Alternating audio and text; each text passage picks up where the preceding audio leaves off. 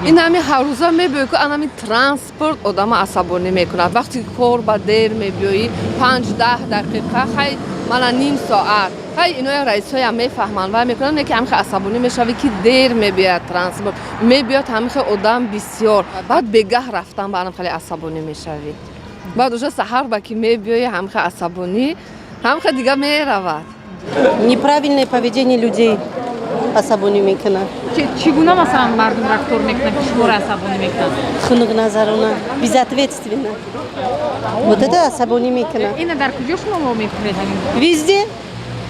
особенно کارخانه ها ده. کارخانه‌های دولتی ده.